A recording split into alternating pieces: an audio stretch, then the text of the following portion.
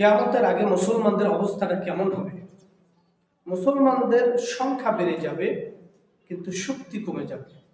মুসলমানদের সংখ্যা অধিক হবে, কিন্তু তাদের যে শক্তি, সামর্থ্য, তাদের যে ঐতিহ্য, এগুলো ভুলে যাবে, শক্তি কমিয়ে ফেলবে। হাজারো মুসলমান থাকবে, কিন্তু ইমানি যে জজবা, ইমানি যে শক্তি, এই শক্তিগুলো আমাদের মাঝ থেকে হারিয়ে যাবে। মানুষের মাঝে দুনিয়ার লোভ লালসা বৃদ্ধি পাবে, আখেরাতের কথা ভুলে যাবে। দুনিয়াতে আমি 5 তলা বিল্ডিং করলাম, আমার আকাঙ্ক্ষা আরো একটা 5 তলা করি। আমি 1 কাঠা জমি কিনলাম, আমার আকাঙ্ক্ষা হবে আমি আরো 10 কাঠা কিনি। এই জন্য কিয়ামতের আগে মানুষের দুনিয়ার প্রতি লোভ লালসা এগুলো অনেক বৃদ্ধি পাবে, অনেক অনেক বাড়বে। আর যখন মানুষের লোভ বাড়বে, দুনিয়া নিয়ে এত টেনশন থাকবে যে আখেরাতের কথা, নামাজের কথা, ইবাদতের কথা বান্দা ভুলে যাবে। এরকম করতে করতে মানুষের অবস্থা বেকুল হয়ে যাবে, খুব খারাপ হয়ে যাবে। এরপরে আমানতদারিতা উঠে যাবে। আমানত কারো কাছে রাখলে, বর্তমান সময় তো আমাদের এখানে কারো কাছে আমানত রাখবে, ওই আমানত নিজের মনে করে খরচ করে ফেলবে। অথচ শরীয়তের আমানতের ব্যাখ্যাটা কি?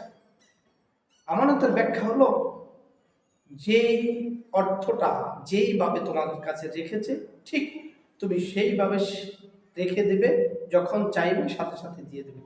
কিন্তু আফসোসের বিষয় হলো, আমানতদারিতা এত গাফেলাতে আমাদের, আমানত যা রাখছি খরচ করতেছি করতেছি করতেছি, যখন চাইতে আর ভাই টাকাটা তো ভেঙে ফেলছে, টাকাটা তো তোমাকে ভাঙতে দেয় নাই, তোমার কাছে রেখেছে আমানত, যে তার ঘরে নিরাপদ নয়, তোমার কাছে রেখেছে, তুমি তাকে চাওয়ার সাথে সাথে দিয়ে দাও। যদি নাই পারতা, তাহলে কেন তুমি রাখতে গেলে? এই জন্য আমানতদারিতা কিয়ামতের আগে উঠে যাবে। জ্ঞান থাকবে, এলেম থাকবে, কিন্তু আমল উঠে যাবে।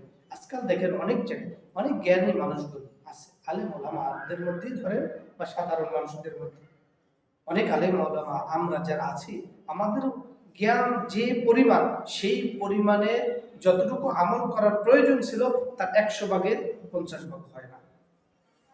এগুলো এলিম থাকবে, কিন্তু আমল উঠে যাবে। কিন্তু অন্য সময় আগের যুগে তাকিয়ে দেখেন, মানুষ জানতো না, বুঝতো না কিছু, কিন্তু সারাদিন আল্লাহ তাআলার বন্দেগী করত। আমানতদারিতা ঠিক ছিল, মানুষের সাথে লেনদেন ছিল ঠিক ছিল, মানুষের সাথে ভালো ব্যবহার করত। কিন্তু এই জিনিসগুলো আমাদের মাঝ থেকে উঠে যাচ্ছে।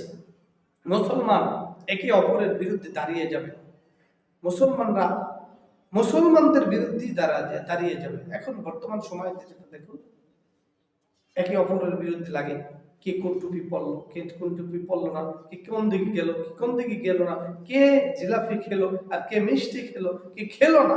প্রত্যেকটা জিনিস নিয়ে আমাদের মাঝে এই যে বিভেদ সৃষ্টি হচ্ছে, এগুলো কিয়ামতের আলামত, শীত জগনের আলামত।